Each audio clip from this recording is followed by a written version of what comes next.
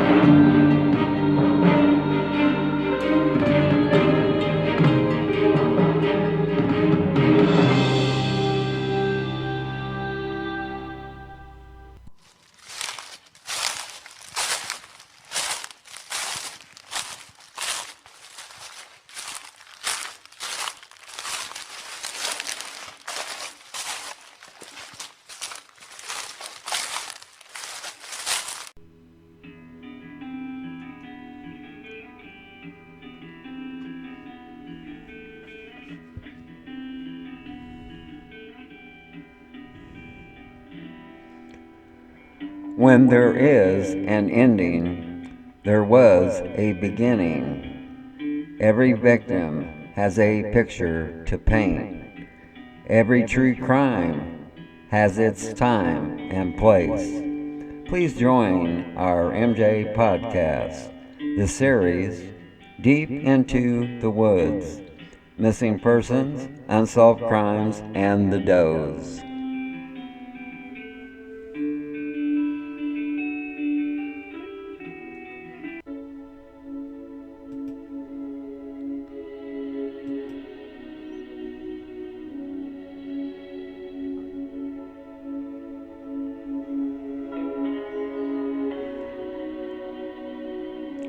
Welcome to our MJ podcast, this series, Deep into the Woods.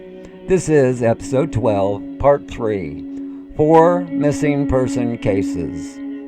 My name is Mark, and I will be your host for tonight's show. Joining me later will be our very educated co-host, Olivia. We are coming to you from Morrisonville, New York, which will be our office location until September 3rd, 2022. Have you ever felt, while investigating a case, that law enforcement was just going through the motions, but yet they won't give you the time of day when you offer info that might help the case at hand? One given case is the 3 girls held captive for years in Cleveland, Ohio. MJA has documented proof that we contacted the Cleveland Police Department and told them what they were looking at. Out of the 3 girls, we only had one name wrong. We didn't know about the older girl. We had Ashley Summers in her place because Summers was closer to the ages of the other 2 girls. Ashley Summers went missing from the same area. The point is, we were right, and the Cleveland Police Department wouldn't listen.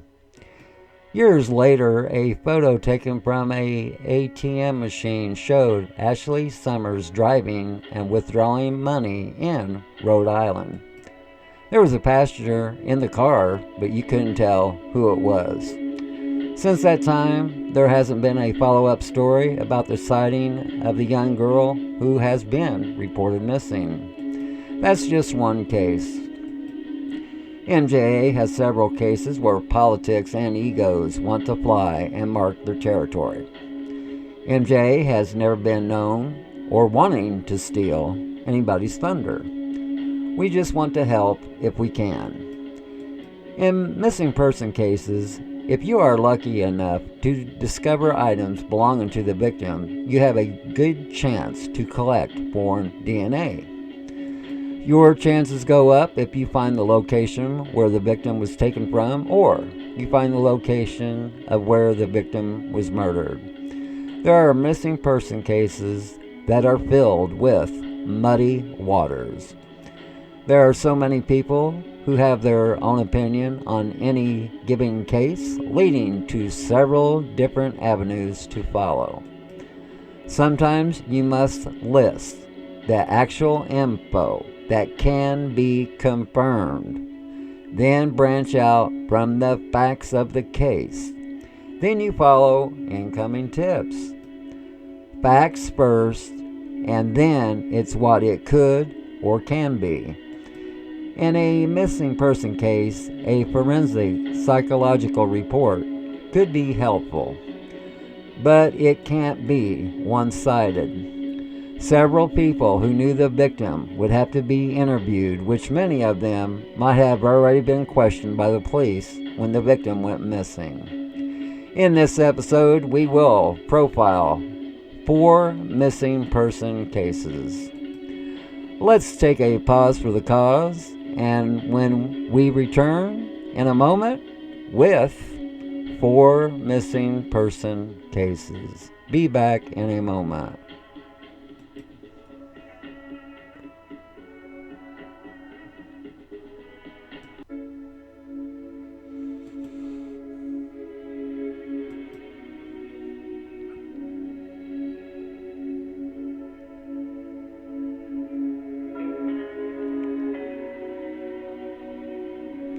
Welcome back to our MJ podcast, the series Deep into the Woods. This is episode 12, part 3. 4 missing person cases. Case 1. Welcome to California.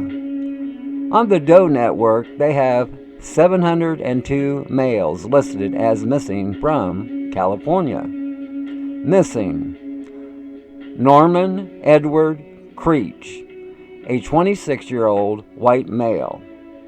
On November 25, 1983, in Sacramento County, California, at around 2:10 a.m., neighbors hear loud banging and yelling coming from Creech's apartment. Upon looking out the window, they saw 2 males beating up Creech. They were yelling about drugs and where they were located. After 5 minutes of yelling and banging, it had stopped and nothing else was heard. Police responded, but nothing was discovered in the apartment. Creech was a known marijuana user and dealer. Also, he was known to have ripped off people for drugs in the past. Creech was also known to stay in constant contact with his sister and 2 brothers. However, he has not been seen or heard from since the night of November 25th, 1983. If anyone has any info or know the whereabouts of Norman Creech, please contact the Sacramento County Sheriff's Department. You can call 916-874-1751 and ask for Deputy Paige Nealon. Case 2. Welcome to Alabama. On the Doe Network, they have 84 females listed as missing from Alabama. Missing: Carolyn Elizabeth Lawson, a 25-year-old white female. On September 11th, 1991, in the early morning hours in Jasper, Alabama, Carrie Lawson answered a phone call from a woman who claimed she was a nurse at a local hospital, who said a family member had suffered a heart attack. When Carrie and her husband walked outside to go to their car, they were met by a masked gunman. The gunman made Carrie bind her husband with duct tape. The man put Carrie in the couple's Ford Explorer and drove away. Carrie's husband freed himself, opened the door to their home, and called for help. A $300,000 ransom demand was made for her release. Despite paying it, Carrie was not returned and has not been seen or heard from since her abduction. On October 1st, 1991, Jerry Bland, whose house was being staked out by the FBI, shot and killed himself. The FBI found most of the ransom money in his home as well as other evidence. Later the same day, Karen McPherson was arrested. She later pleaded guilty to the kidnapping. Despite numerous tips and a private investigator hired by Carrie's family, her body has never been found. A court declared Carolyn Elizabeth Lawson legally dead in 1993. If you have any info or know the whereabouts of Carrie Lawson, please contact the Jasper Police Department. Call 205-221-6790 and ask for investigator Lieutenant Matt Dozer. Case 3. Welcome to Colorado. On the Doe Network, they have 35 males listed as missing from Colorado. Missing: Michael Jerry McClure, a 30-year-old white male. On November 26, 1990, McClure was last seen at the Silver Throne, Colorado area. McClure's roommate reported him missing when McClure didn't return home in their Wilderness condo. McClure had called in sick to his plumbing job the day before, and his roommate hadn't seen or heard from him in more than 36 hours. McClure was driving his 1972 gold-plated four-door Chevrolet Chevelle, which had Colorado license plates WPX-187. His vehicle has never been located. Foul play is suspected. If anyone has any info or know the whereabouts of 30-year-old McClure, please contact the Summit County Sheriff's Office. Call 970-423-8913 and ask for Detective Scott Wagner. Case 4. Welcome to Florida. The Doe Network has 259 females listed as missing from Florida. Missing: Patricia Elaine Action, a 25-year-old white female. On May 26, 1978, Patricia Action was last seen at the Ramada Inn Lounge on US 19 North in Clearwater, Florida. The 25-year-old Action was there having a drink with co-workers. She left the lounge around 11:30 p.m. in her 1969 Chevrolet Chevelle. Her parents reported her missing when she was not home the next morning. Patricia's car was found abandoned on US 19 in a parking lot of the Days Inn Motel in Tarpon Springs on June 1st, 1978. Blood was spattered on the front seat and inside the car. The blood type was type O. The keys to the car were not found. Patricia's shoes were in the car. Patricia Action attended Stetson University in Sanford. While an undergraduate, she got married. At the time of her disappearance, a divorce was ongoing. The 25-year-old Action was forced to drop out of the university because of an illness. Action had returned to Tarpon Springs 6 weeks before her disappearance to stay with her parents. At the time of her disappearance, she was a waitress at the Cowpoke Tree Inn in Clearwater, Florida. She has not been seen or heard from since. Foul play is suspected. If you have any information concerning this case, please contact the Clearwater Police Department at 727-562-4080. Let's take a pause for the cause, and when we return, our co-host Olivia will be on the line. Be back in a moment.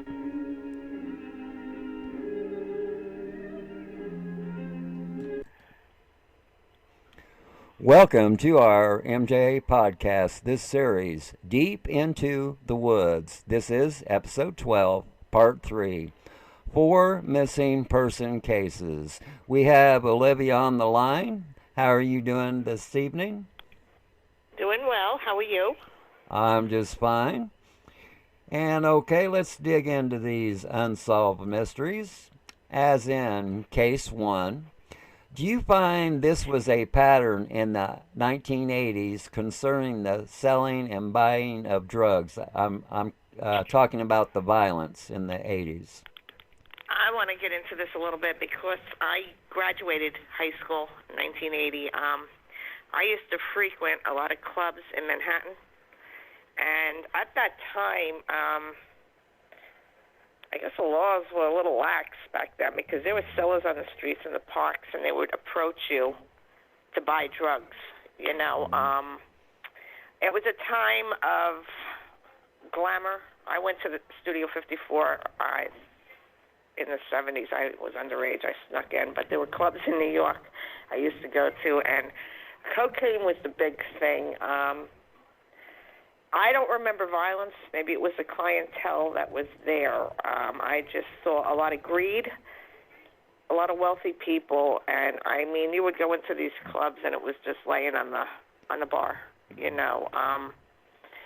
From what I'm reading and from these cases, it seems to be that there was a lot of violence, as is always with drug dealing. It involves some certain type of violence, but the 80s to me, it was just the start of all of it. And like I said, the clubs in Manhattan, it was just so easy to get drugs. And, the laws were lax because I believe the police knew what was going on in these clubs and nothing was done of it. But as for, you heard about killings and this and that, but, I never saw anything like that. Okay. And have you ever heard the term the deadly 80s? Yeah, I have. I think that relates to the Menendez brothers, John Lennon shooting. I think Dahmer was in the 80s, and also somebody called the Night Stalker, Richard Ramirez. A lot of murders in the 80s. And do you think the two men seen beating Norman Creech are the people involved in his disappearance?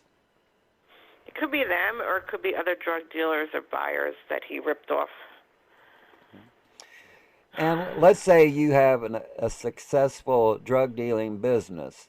Then why would you rip off your customers or other drug dealers? Greed. Okay.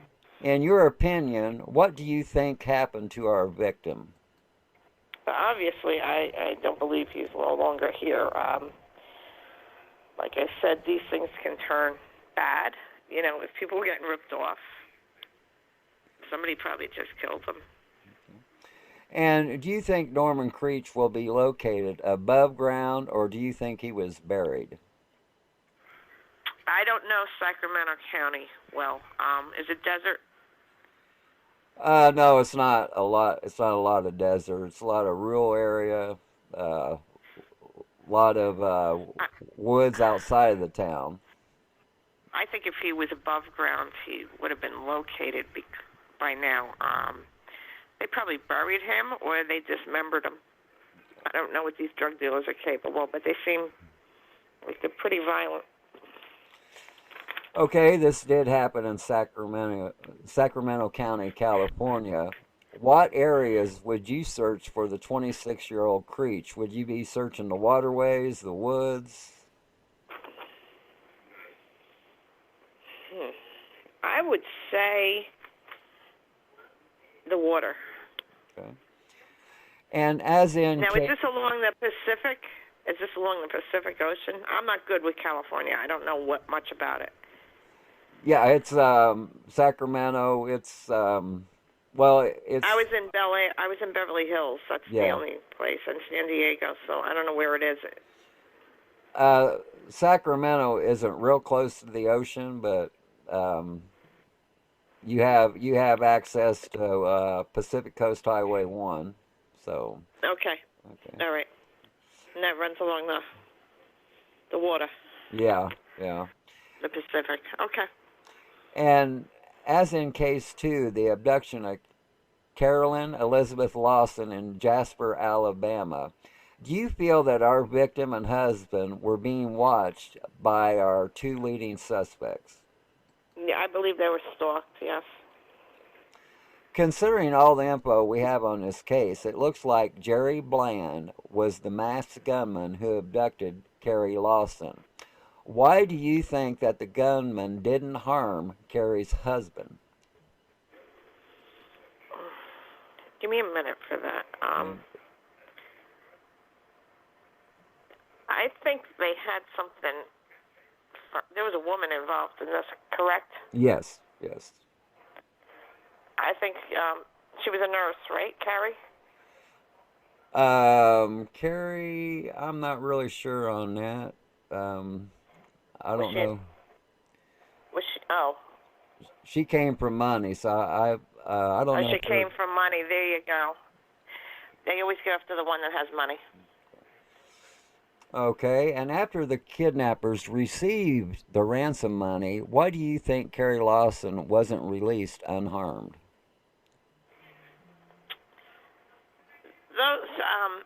She was probably dead already.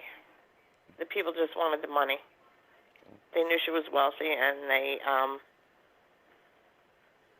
just wanted the money. Most of those cases, I think it's very rare that the person is released. Am I correct in that? Oh, yeah, it's like 50-50, but what gets me is they allow the family to pay the ransom, and usually the FBI and them, they really don't do that. They try to control the situation, but I guess her family had so much money that they just left it alone and let them go ahead and pay the ransom. Right. And while doing research on this case, it was never mentioned how police was led to Jerry Bland and his cousin, Karen Lancaster McPherson, as being the kidnappers. Do you think that Jerry Bland knew ahead of time that he was going to kill Carrie Lawson? I think it was all planned. I think they knew she was wealthy and that she was targeted. And yes, I believe he planned this. And if so, we go back to Carrie's husband. Do you think he was given a polygraph test? They usually do give a polygraph test to the spouse or a significant other or family members in a case like this, just to see if he knew anything. Okay. Around 3 weeks after the kidnapping, while the FBI was staking out Jerry Bland's home, he kills himself, and later his cousin, Karen Lancaster McPherson, was arrested in connection with Lawson's kidnapping. McPherson pleaded guilty in November of 1991 and was sentenced to life in prison. McPherson claimed that she was merely an accomplice, that the mastermind behind the kidnapping was her cousin, Jerry Bland, who knew what exactly had happened. Do you believe that McPherson knew no details of the abduction? No. No, Do I you, don't. okay, do you believe Because Karen? a female called her. Didn't a female call Carrie? Right. Yeah, to get him out of the Yeah. house, yes, yeah. Yeah. And do you believe Karen McPherson knows the location of Carrie Lawson? More than likely, yes. The most terrifying, perhaps, is the generally accepted reason that Lawson was targeted. It appears she was chosen completely at random, that Carrie Lawson had a nice house, and that's all. Karen McPherson claims that Jerry Bland and her they didn't know Carrie Lawson. Okay, you see a nice home. Do you automatically think that people must have money? I'm going to tell you something here. Okay. Don't always assume people with nice homes have money, and I'm going to explain why. My ex was a police officer here, and he said the most domestics happened on the side of town where they have the big mansions, and he said he remembers going into these homes, and they have no furniture. They have picnic tables in there. So it's basically an element of your house poor, but you have to live up to the Joneses, So some people might assume they do have money. Maybe they do have money, but in a lot of cases, they really don't have money and they're just house poor. So Okay. little information on that. And those are the people that have all the domestics. And if the kidnappers didn't have no history on the victim, why do you think they asked for $300,000 as a ransom? I think they knew who she was and what she was worth, or her family. I knew she was wealthy. I don't believe that for a minute. And do you think the Lawsons were being watched by the kidnappers so they could know if there was only a couple living in the home? Yes, like I said before, I believe they were being stalked. Interviews with McPherson has led investigators in circles. She has recanted confessions, admitted to lying during questioning. Is this the type of person we should believe concerning this case? I wouldn't believe her for 1 minute. I think she knows where she's buried and what happened. And McPherson, meanwhile, has her next parole hearing scheduled for August of 2021. And at this time, we don't know if she was released or not. I can't, I've done research and I haven't found. Can't find anything? No. And McPherson was given life. So if you were on the parole board, would you make it a condition of getting release is to give up the location of Carrie Lawson? I don't know. I just don't trust this woman. So I wouldn't agree to a release. I'm sorry. That's just how I feel. And at this time, as I said, we can't tell if Karen McPherson was granted parole or not. As in case 3, missing 30-year-old Michael Jerry McClure. Do you believe that when McClure called off of work that day before he went missing has anything to do with his disappearance? I think he was already abducted, truthfully. Okay. After McClure's roommate didn't see him for 36 hours, he reported McClure missing. Do you find that odd after only 36 hours? This was his roommate, correct? Right. If I was living with someone and I didn't hear from them and they were gone for 24 hours, I wouldn't wait 36 hours. That's kind of a long time, don't you think? Okay. So in your opinion, being a roommate, you would have jumped on it right away? Yeah, because, I would have tried to contact them, and if I got no response within 24 hours, I'd report them missing, yes. Okay. And do you find it odd that McClure's vehicle has never been found? Yeah, that's odd. That's odd. In your opinion, where would you start searching for McClure and his vehicle? I know Colorado because I've skied there. There's a lot of areas. I mean, it's mountainous, so there's a lot of places it could be. You know, it's not like you're on the water and you can just drive it into the water. It could be in a mountainous area somewhere. Okay. And do you think that McClure could have had a wreck and went off the road and his vehicle is so well hidden that it hasn't been found? No, I think it would have been, if it was in Iraq, it would have eventually been found. Was this in the winter? Yeah, time in the winter. No, it snows there.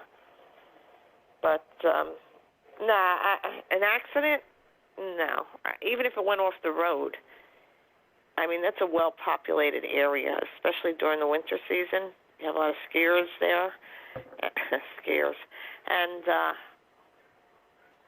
no, I think it would have been found. I don't think he was in the wreck. And do you think it's possible that McClure or his vehicle could be in an abandoned gold mine? There's several out in that area. That's a possibility. That's a possibility. I would look more into the mountainous areas for some reason. And as in case 4, missing Patricia Elaine Action, do you believe the pending divorce had anything to do with Patricia Action's disappearance?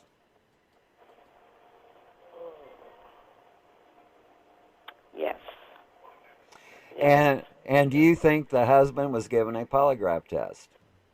Should have been, especially if there's a divorce going on, because that's the first person you're going to look at. Is it possible, since she was out having drinks with coworkers and leaving by herself, that someone seen an opportunity to do her harm? I'm going to put a twist into this. Could it have been maybe a coworker that liked her?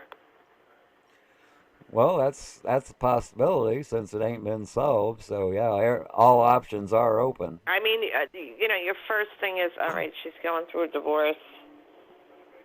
Look at the husband, but you also have to look at coworkers. You got to look at the whole scenario. Everybody she's involved in. Okay. It's odd that this happened when she was having drinks with coworkers, correct? Right. She left. Afterwards. Yeah. Yeah. It could have been a coworker, or it could have been some random person that saw her at the bar or wherever she was, and things happen. People are crazy. And days later, her vehicle is discovered in a motel parking lot, and there was blood spatter in the vehicle. Why do you think she wasn't found with her vehicle?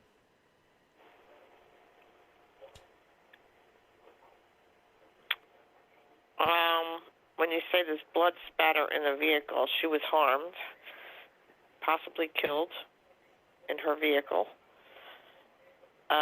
They just left the car there, I guess, and whoever did this, and took her to another spot.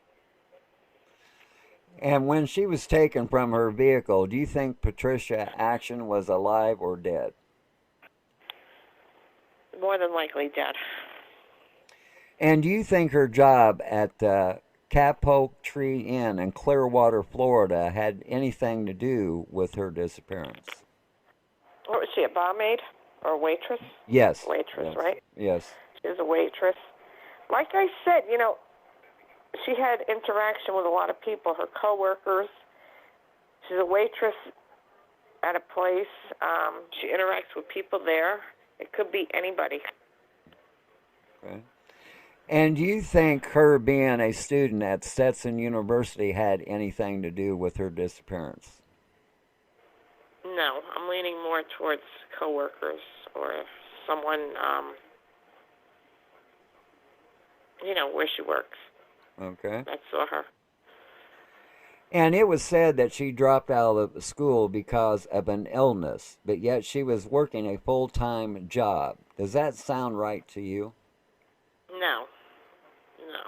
If she had what was the illness? Did they say? No, they didn't release the illness, no. No, that don't sound right. I don't know why you drop out of school and you can work full time.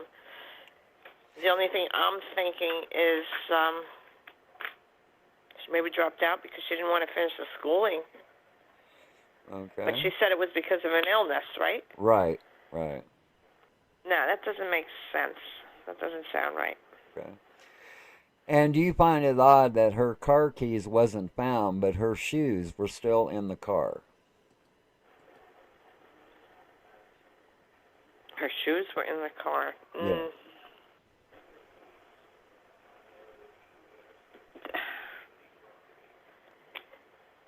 I don't know.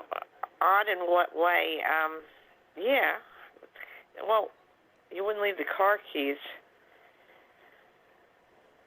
I don't know. Whoever did this wasn't thinking right. Why would you take the car keys and leave her shoes there? You're leaving all kinds of evidence, so it don't make sense to me. It's odd. Okay. And do you think her body was placed in water since Clearwater and the other locations are on the Gulf of Mexico? More than likely water, yeah. And Olivia, is there anything you would like to add to any of these 4 missing person cases? No, it's just they're kind of intriguing. They're not typical. A lot of questions out there, a lot of unanswered questions. You look at it one way, it could go one way, and it could go another. As far as the one in Colorado, that's completely weird. That's the one where the guy waited 36 hours to call. Right. Yeah. Yeah, that doesn't make sense to me. Where did anybody check into the roommate? It was never said. Because you could dispose of a body within 36 hours, can't you? Well, maybe him and the roommate had it out. Yeah. But they're just interesting cases, and hopefully they'll be resolved sometime soon. Okay. But the drugs, the one in the 80s, that's hard to go by because, I know now the drug laws are very strict, except now here you can smoke pot wherever. But, the 80s, it was, where I went, it was very easy. I mean, they'd come up to you. They'd go up to passerbys and just offer them drugs, But now the drug laws are so strict. Oh, that was like when I was out in California. I was 17. Was it Disneyland? And as we're walking by this guy, there's 4 of us, and as we're walking by this guy, he says, 1, 2, 3. If you want to buy some acid, turn around and look at me. And we're just going, what the hell? Well, can I say this on the podcast? You can say anything. For your viewers that never went to Studio 54. Go right ahead. And I know you know this. Yeah. The bathroom. Yeah. You could either pay $10 for a line of cocaine, or you could just go the other way and go to the bathroom. That's how open it was back then. And then they had on the dance floor that little man what was it, the man in the moon with the cocaine spoon. He had a cocaine spoon hanging out of his mouth. But it was just, people were, it was, I don't know, a lot of your listeners, I don't know if they're from the East Coast, but people were having sex right there. There was areas where you could just have sex right out in the open. It was a different time, the 80s. And the same with drug dealing. It was more out in the open, but even I used to go to the Limelight. That used to be a church, and they made it into a club, but it's gone, too, because of the drugs. They were all shut down. But, that was another one. You could get anything you wanted, and as far as the coke, it was just laying right on the bar. Do what you want. That's it, But Studio 54 also had a lot of celebrities in it.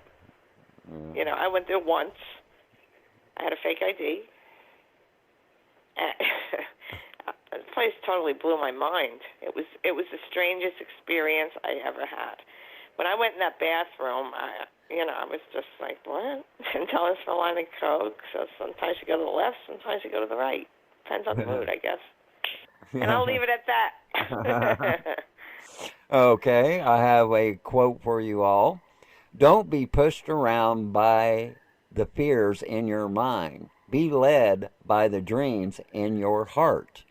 Roy T. Bennett. I want to thank our co-host Olivia for being on the show tonight. I want to thank our viewers and listeners for tuning in tonight, for you all have been so kind. And always remember, folks, if you ever get bored with nothing to do, well, take a walk deep into the woods. You might be surprised at what you might find. That's the end of our MJ podcast, this series, Deep Into the Woods. This has been episode 12, part 3, 4 missing person cases. And we say to you all, good night from Hudson, Florida.